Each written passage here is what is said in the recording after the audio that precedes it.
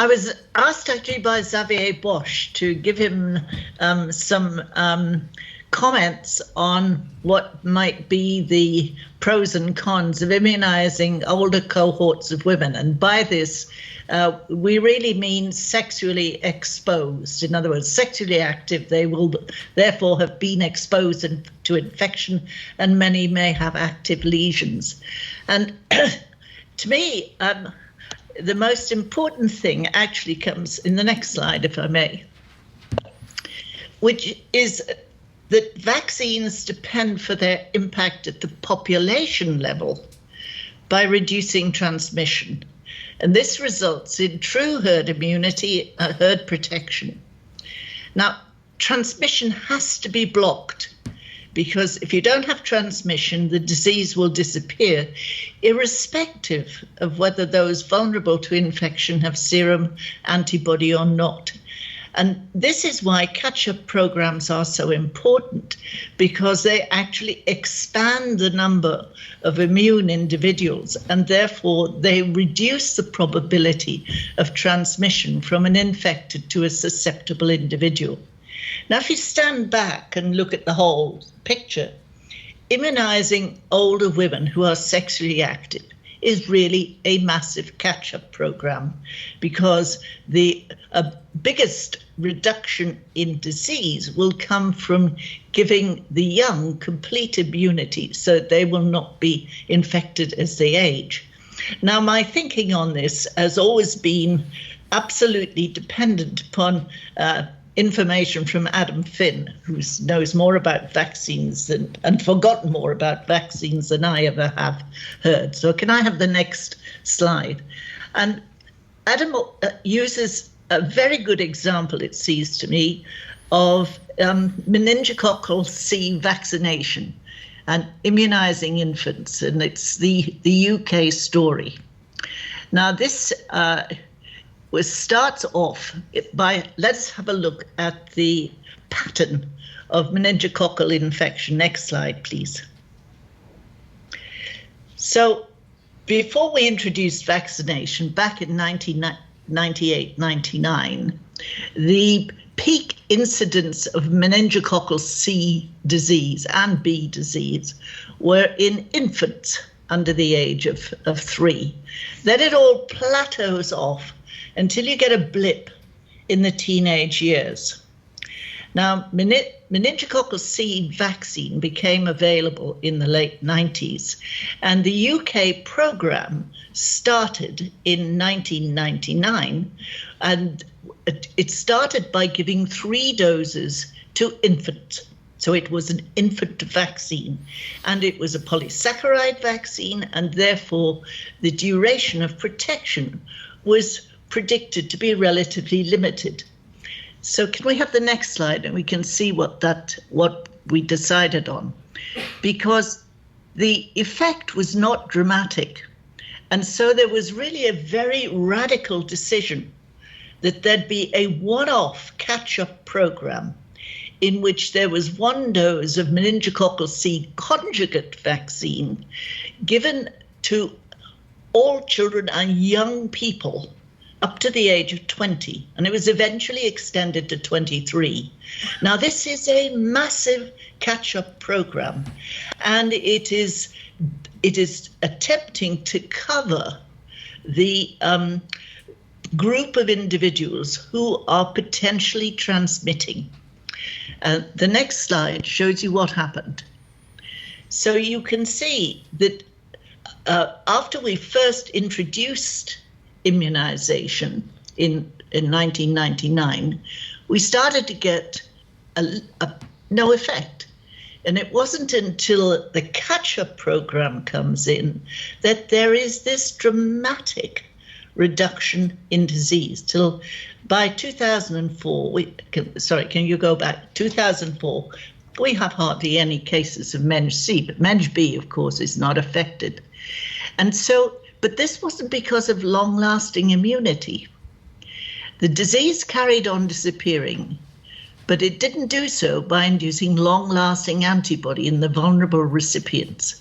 And the next one, I think, explains what the view was. Next slide, please. we looked at adolescents, pre-vaccination and post-vaccination.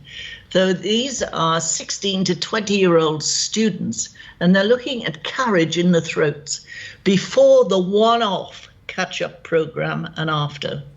And carriage is massively reduced in this group of individuals who had high carriage, and they were the transmitters.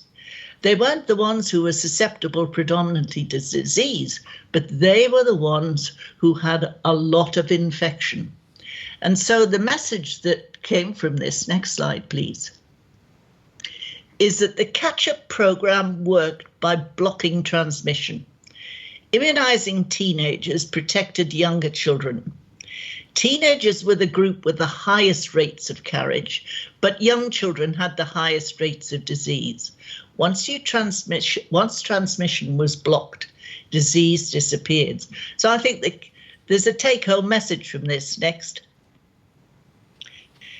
is think fundamentally. What the name of the game with vaccines is blocking transmission. So what we need to know, the key metric for me, is almost how rapidly has prevalence of vaccine type HPVs fallen in the population. Because if you want to rapidly have an impact on disease, that's what you're going to have to bring down as quickly as possible. So next one. Next slide, please.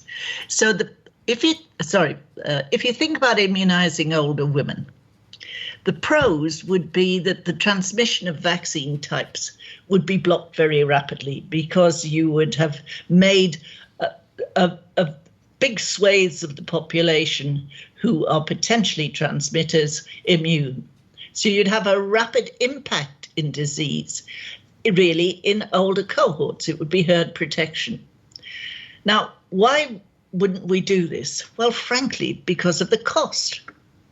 The irrespective of the vaccine supply, which is a separate and contemporary problem, if everything else was great, the cost of doing this would be very substantial. And the current models predict that even if we went in for one dose vaccination, it wouldn't be cost effective if we started immunizing those over 26. And then there's this other question. You're not going to clear infection in those who are already infected. So is there any possibility that serum antibody might block transmission of virus in those already infected and shedding? And John has already addressed this, but I would put it this way, possibly. And I'm going to quote his own work. And I wish he was speaking to this rather than me, but it was Pat Day in John and Doug's laboratory who actually showed us how HPV-16 infected. Next slide. So this was the question: how does serum neutralizing antibody against L1 prevent virus entry into basal keratinocytes? And if next slide, please. And this is the proposed mode of HPV entry. Can you go through the clicks, please? Because the virus binds first to the basement membrane after a mild wound in the epithelium. Then you have a conformational change with L2 exposed and cleaved, and it binds the keratinocyte. And then finally, the virus particle binds to the wound keratinocyte and enters the cell. So this is the work of Pat Day, and it's been in the literature for some time. Now, how could antibody interfere with this? Next one, please. Well, what John and his colleagues showed, that there were two potential sites. One, you could actually block binding to the basement membrane because you prevented the conformational change that was necessary, and you could block binding to the keratinocyte, and that the antibodies that did this seemed to operate at very low concentrations. Next, please. Right. So you didn't need a lot of antibody to prevent HPV infection, providing, I think, you had high affinity, high quality antibody to L1. So that summarizes it, saying by antibody could prevent infection by blocking to the basement membrane or blocking to the epithelial receptor, and that both types of antibody were generated after vaccination with VLPs. This is for 16, and that very low levels of antibodies seem to be enough to prevent HPV entry into cervical epithelial cells. And this was absolutely seminal work, and really stood the test of time very well. So if I could finish with this last slide. If you're going to immunize older women, yes, the pros are that you'll rapidly block transmission. And as I say, you will possibly neutralize virus that's being shed. And the circumstances in which you'll do this are as follows. Next one, please. If the virus is shed as free particles into the vaginal lumen in a productive infection, then if you have antibody, even at low concentration in the cervicovaginal mucus, then you should have antibody binding to the particle, which in theory should prevent autoinoculation and or infection of the sexual partner. So transmission would be blocked. But we don't know how virus is shed in cervical lesions. Is it shed as a cell packet, a cell-associated packet? And if this is so, then this mechanism might not operate. So in other words, we need to be able to demonstrate that shed virus in an immunized woman is neutralized and therefore cannot infect the partner or auto-infect the individual.